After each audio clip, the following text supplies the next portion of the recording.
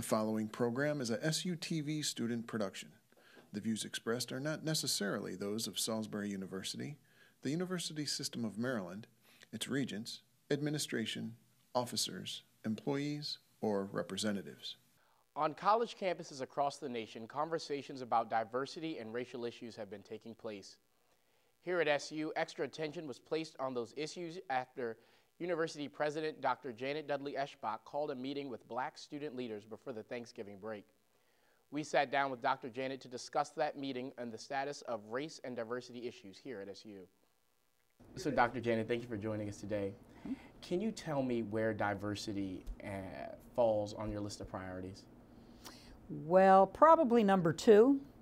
My top priority has always been the safety of our students.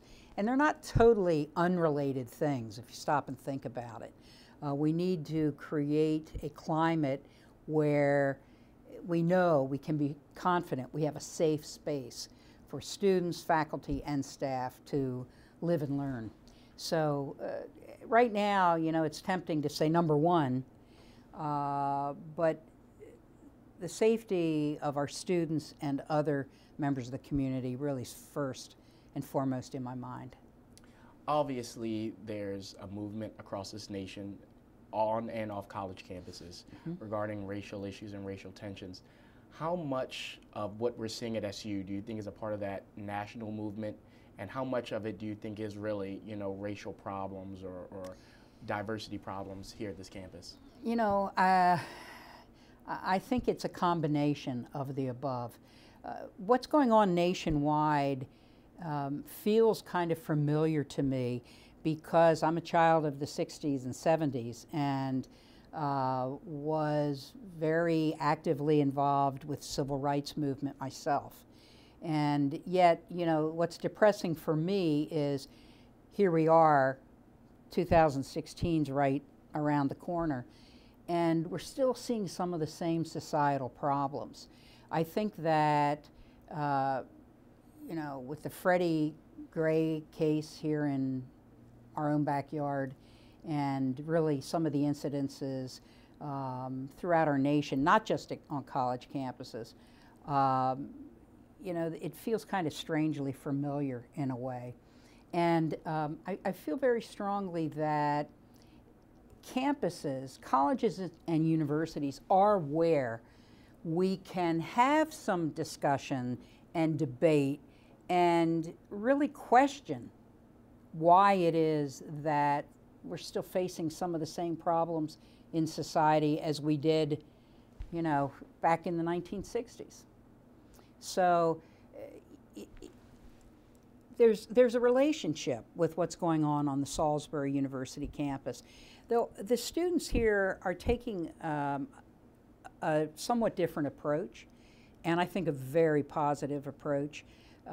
I recently listened to the interview that Matthew Jackson gave for Delmarva Public Radio, and I think students here really believe a couple of things. Of course, I'm prejudiced, but I think our students are smarter than the students on most college and university campuses nationwide.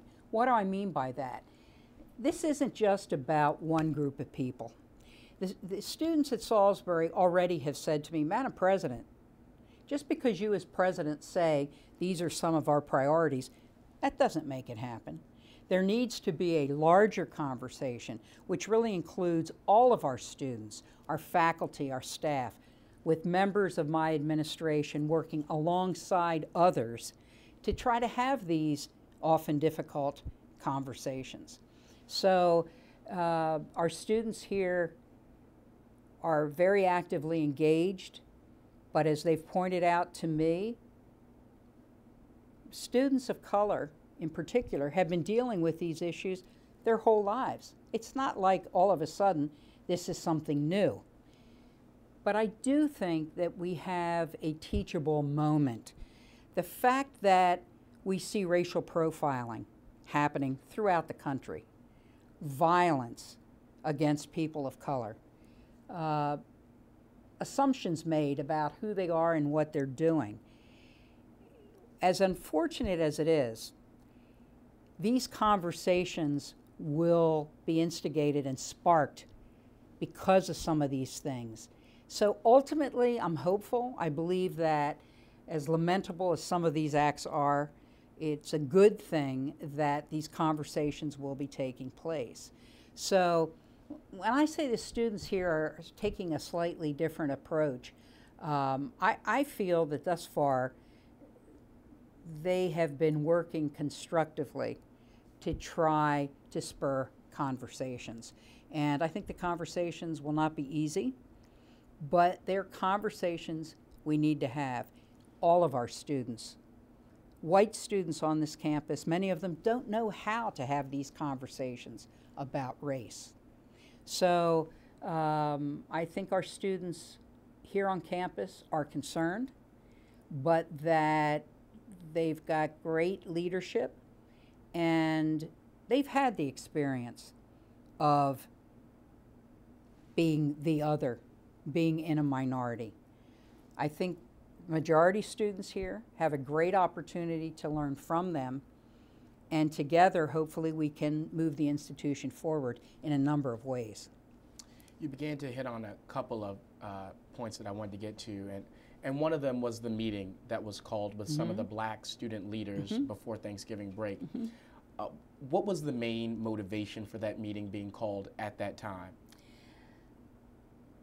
I think I'm concerned in particular about our African American students. It's no secret that this institution historically was meant to be an institution primarily for whites. We have an historically black institution 12 miles away, the University of Maryland Eastern Shore, and there's a very sad history of segregation of our institutions, particularly strong on Maryland's Eastern Shore, stronger than in other parts of Maryland. And so I'm concerned. I want to hear from students. I was trying to be proactive. Maybe it was a bit naive on my part to ask for that meeting, but I'm particularly concerned. I don't want to lose any of the students that we have here, but particularly I want to hear what the black experience is on our campus. So it was a desire on my part to create an opening. I think perhaps students didn't know what to expect, and there was little notice of the meeting, so that they didn't really have a chance to come together and plan what it was they wanted to say. I've heard from them that they want a more inclusive conversation. I called the meeting out of a desire to listen to them and to their concerns. Well, after the meeting, you said, and you were visibly disappointed. Can you, two things on that. Can you tell me about what was going through your head a bit as you saw the students get up and walk out? And then what do you think about the points that they made about the meeting being called in a short period of time, for them to gather their points, and then them thinking that it was too small of a group to represent the majority of the minority students? I can't remember what movie it was, but there's a movie in which, and it's become kind of a standard thing to say, I think what we have here is a failure to communicate. I don't think they knew what I was getting at, and I don't think I had a good understanding of where they might be coming from before they entered that room. I don't think I didn't go there with great expectations. I just, again, I care deeply about our students, and I've got a lot of skin in this game. No pun intended. When I say I've got skin in this game, I took a lot of heat here when, in 2001, I launched my diversity initiatives, because I was appalled at how little discussion there was, how little there was in the curriculum, how few students of color we had, how few faculty and staff of color. And I rolled out some pretty aggressive initiatives, which frankly, there was a lot of pushback, mainly on the part of the external community, but also on our campus. And so these issues are very near and dear to my heart for a number of reasons. I had the wonderful opportunity of living in another country in a circumstance where I was forced to challenge my beliefs, the value system that I had grown up with, and it impressed upon me the importance of giving that type of opportunity to everyone. So I want to be available to all student leaders. I'd like to think I get to know each and every student on campus. You know, with nearly 9,000 students today, that isn't going to happen. But I did want to hear from these student leaders, and did, and will hear more, I know. I did feel disappointed. I did feel hurt, because you cannot have a conversation if people are going to get up and walk out. So, again, I don't know how well we understood what the other group wanted to say or do. We did. We were able to have a productive discussion. Nothing's fixed, right, but we had a good discussion, as you know, with the faculty and staff who stayed, and that's all I wanted. I'm big on debate, discussion, even when it's kind of uncomfortable. I would like, ultimately, if on my gravestone it said, not that I was president of Salisbury University, but a champion for diversity and issues relating to inclusion. And when I talk about inclusiveness, I don't just mean African American students. I mean people from all underrepresented groups, because I think it's an uphill battle in this life for individuals who perhaps weren't born into a well-off family, who speak with an accent, who have a different sexual orientation, or frankly today, let's face it, who are Muslim. So I think we not only need to develop on this campus, in the surrounding community here on the Eastern Shore, but much more broadly, not just tolerance for a difference of ideas, but compassion and a celebration. Because at the end of the day, we have a lot in common, but there are these differences that really bring the value to life from where I sit. So I care very deeply, as you know.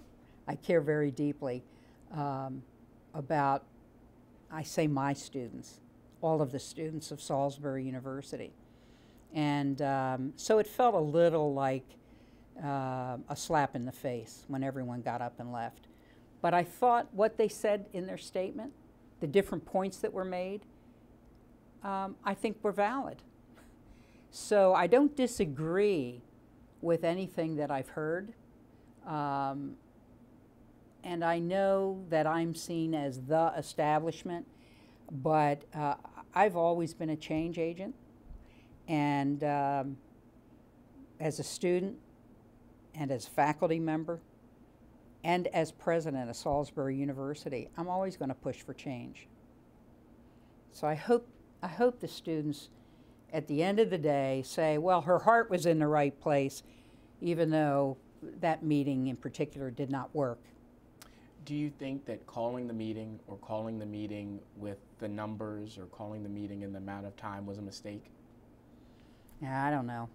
Look, I make a lot of mistakes, and I try not to feel too badly about something. You know, it's a serenity prayer. It was done. One of the staff members here said, you know, Madam President, there wasn't a problem here. You opened a can of worms. You opened Pandora's box. I don't buy that. I think, yes, I opened some controversy, but if it's there, I think it needs to be discussed. So was it a mistake? if it made students feel uncomfortable, perhaps it was. If it leads to some positive outcomes, no, it wasn't. And I've heard that as well, but you think that even if the calling of the meeting kind of created more conversation about racial issues than was already here, if there's a positive outcome, then there wasn't. There's not a mistake. I like stirring it up. That's what a university is about. You know,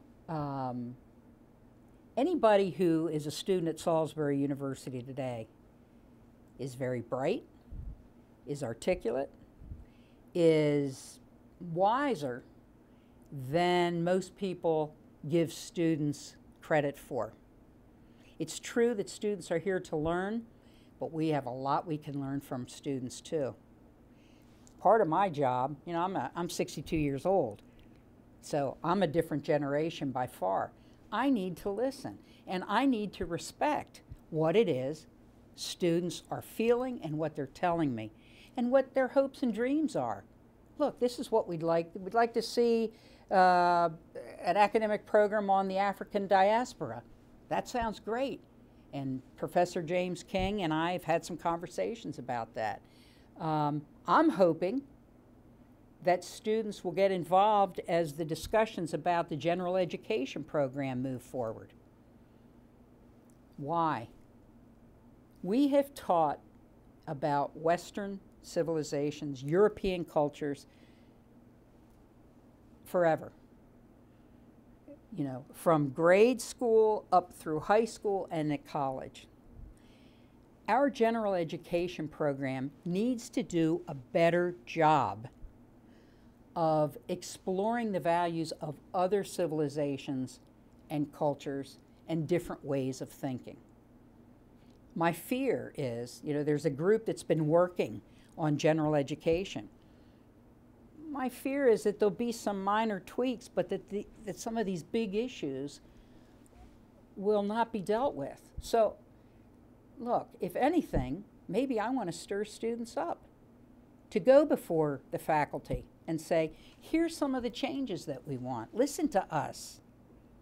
So,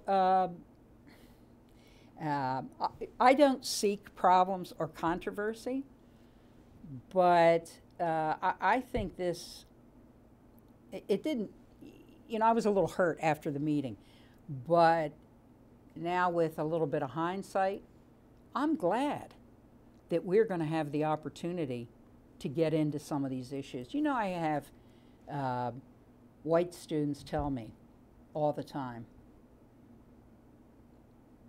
I don't know how to talk about race. Most people are good people, and they feel compassion when they see people being profiled, when they see people being treated unfairly or not being given the same opportunities as others. Most people have those values, but how to talk about them. And so,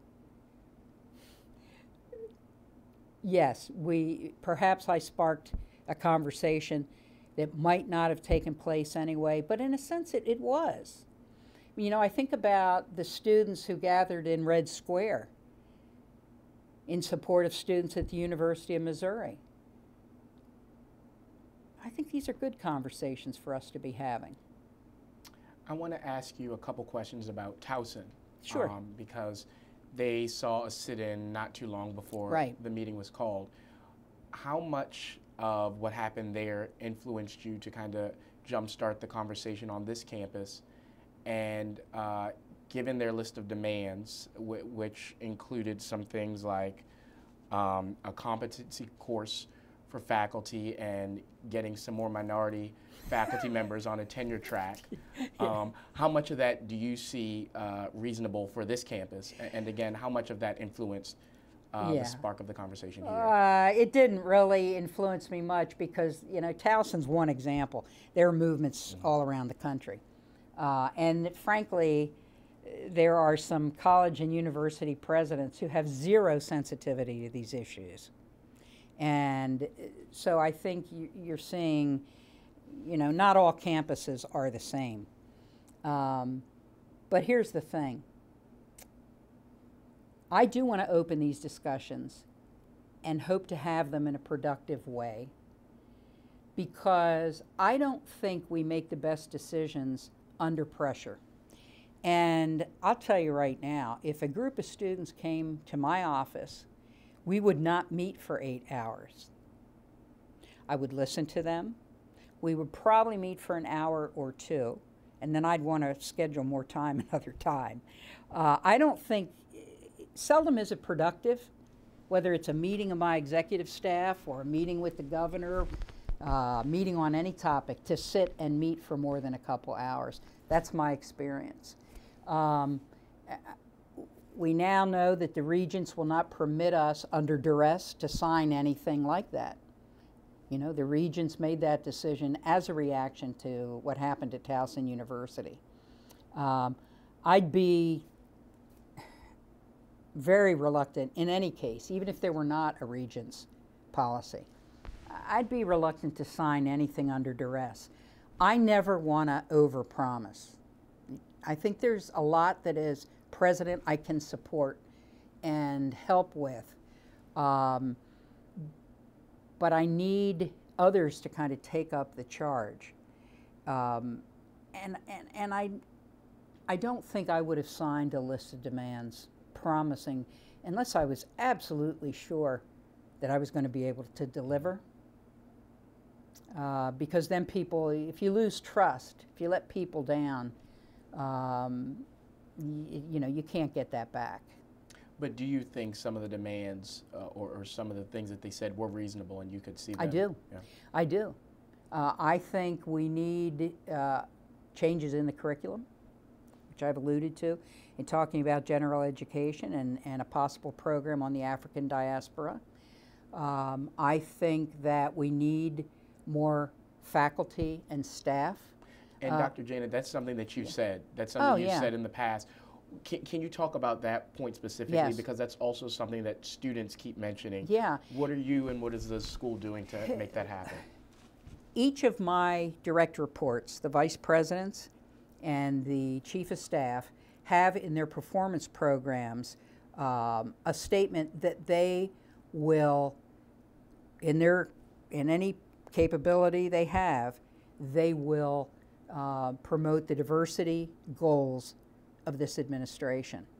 I think we made great progress after 2001, and I'm going to share some data with you.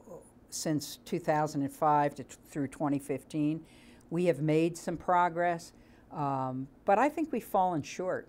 I've asked the provost to work with me.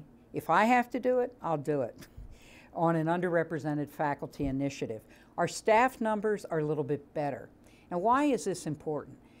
Look, if 27% of our students, which is about the number, again, I'll give you the data, 27% of our students are minority students, we should have, and quotas are illegal, okay, but we should have a comparable percentage of our faculty being faculty from underrepresented groups, and we're not there yet. Do you think, and this is something again that keeps coming up, do you think that that lack of faculty representation from minority groups is because the school is not reaching out in the right ways, or do you think it's just a fact that there aren't a lot or enough minorities looking for these type of jobs? I think it's both.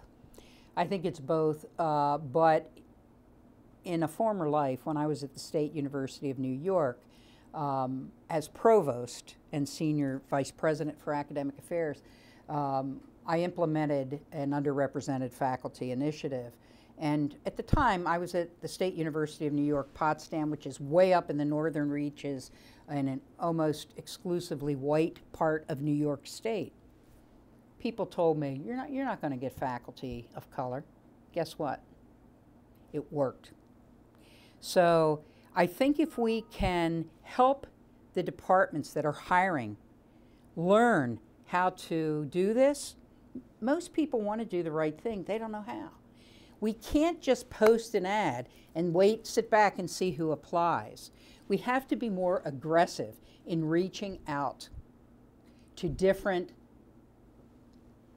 institutions of higher education, doctoral campuses, where there are students who are looking for jobs, who are about to begin their careers in academia. We need to reach out to them. We need to send other types of messages. If, for example, and this data is available, if in, let's pick on English for the moment, if in the field of English literature, which is broadly understood, I mean, American literature, English should be African American literature as well. If you know that 5% of the PhDs out there are African American, why can we not attract one of those individuals to Salisbury University? And you know what? I don't buy the argument that I've heard, well, there aren't any African American or Latino chemists. There aren't any physicists from underrepresented. I don't buy it. I don't buy it. The numbers are growing, and we have increased the number of minority faculty here. But again, faculty are busy. Faculty on these search committees pretty much kind of, you know, so-and-so retires and you place an ad. And it's human nature that people tend to hire people like themselves. So if somebody who's a specialist in 18th century British literature or poetry, you can make that job description as specific as you want, and the person that retired was a white male, guess what you tend to hire? So there are ways that job ads can be written, and I'm charging my human resources office with helping to craft job descriptions so they're a little broader. And that's just one. There's so many things that we can be doing. We need to provide some incentives for departments to hire. Every year, we have a number of positions, let's say 10 positions that faculty want to fill throughout the university. 5, we got to fill them or the classes won't be offered. The other 5 is, well, we'd like to hire them. Please approve it. Madam Provost, who would approve this? If you get the message out, if candidates contribute to the diversity of the institution, they will be given special consideration. That's called affirmative action. That is the law. So we need to hone up some of these means to really, and there are lots of things that we can do beyond what we're doing. We're gonna push on this. Some positions won't be filled. I want to ask you about some of the public perception about what's going on campus. You mentioned the Delmarva Public Radio interview earlier. The Daily Times recently ran an article and it read, SU students clash with admin over racial tensions. Do you think that's a fair representation of what has and what's going on the campus? Not at this point, no. We may clash at some point, but that's, I invited them to a meeting. They said, we're not ready to have this conversation, and they left. To me, that's not a clash. While I was hurt, I think they were very respectful. I don't think their demands or where they seem to be heading are unreasonable or unrealistic. So, I don't worry about what's printed in the Daily Times. The article was pretty fair. It was the headline, but of course they have to get people to read, so. Something else that's kind of external that we've heard from students when they talk about their interactions with police. At one of the forums, we even heard, that while there are some issues with the SUPD at times, they find that more of the issues come from the outside with the local police departments and the sheriff's office. What are you doing and what is the school doing to address those type of issues that, are not from that are from law enforcement but not the school's law enforcement division? These issues are long-standing.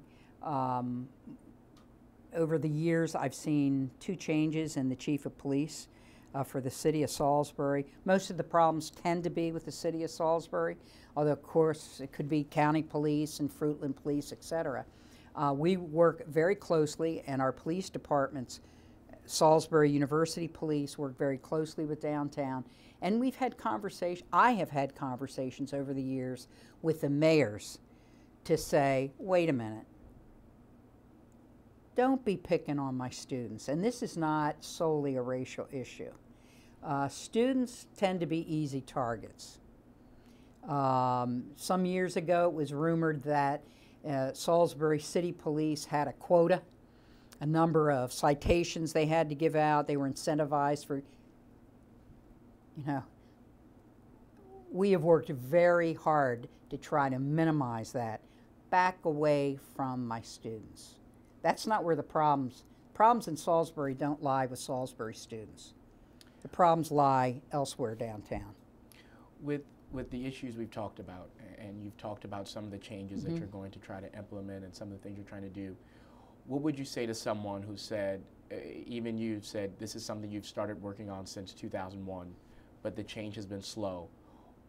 What's going to be different now? Why is it going to be quicker now? Why should we expect to see more now? I don't know that it will be quicker. I vow my support as we try to move forward on these issues.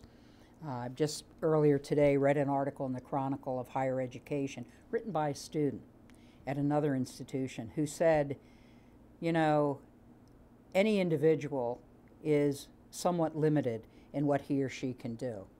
What we're really talking about here is cultural change. Our challenge is not just to work with the Salisbury University community, but with our surrounding community. Those are going to be some really tough discussions. And some of us have to develop some thicker skin because we're going to hear some things we don't want to hear. And I think culturally, whether you talk about our surrounding area, the university with its history, today's campus community, it takes a while to change cultural values. I'm a little demoralized because every time I think we've made some progress and I look at our diversity numbers, whether it's the number of employees or students, and we try some new strategies, then I hear the national dialogue and I see some of what goes on.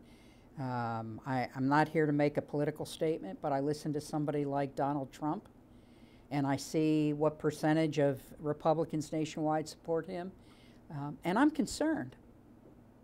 I'm concerned that perhaps we've not made the progress in terms of accepting people of difference, accepting different views, and what we need is to embrace and find value in our diversity. Finally, you sent an email just before we met today, and it was your end of the semester email.